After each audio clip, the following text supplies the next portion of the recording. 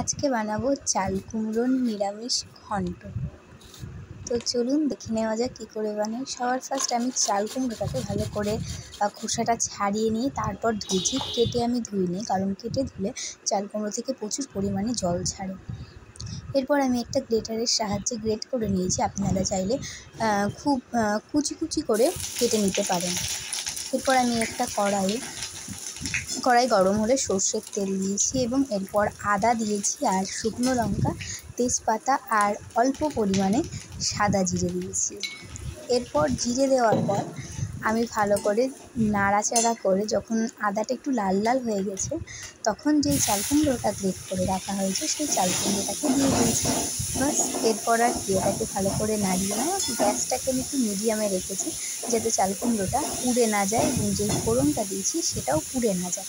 যেহেতু এটা নিরামিষ, তো আপনারা চাইলে এটাকে মুগের ডালও দিতে পারবেন। মুগের ডালটা ভেজে এটাই দিতে হবে।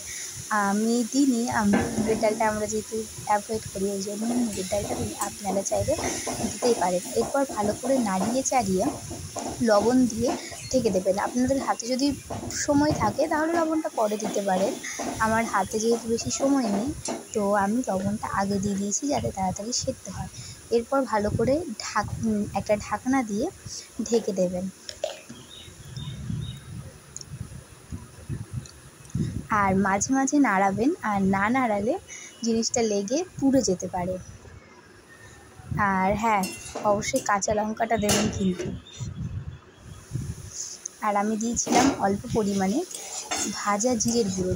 ভাজা জিরের গুঁড়ো দিলে রান্নার গন্ধটা খুব ভালো আসে। আর লাস্টে যখন তেল ছেড়ে দিয়েছে তখন আমি কিছুটা হলুদ দিয়েছি, পরিমাণ মতন হলুদ দিয়ে ভালো করে নাড়াচাড়া করে আবারও ঢেকে দিয়েছিলাম। এরপর যখন দেখবেন যে এরকম কড়াইয়ের গায়ে তেল ছেড়েছে, তখন অল্প পরিমাণে চিনি দিয়ে দেবেন।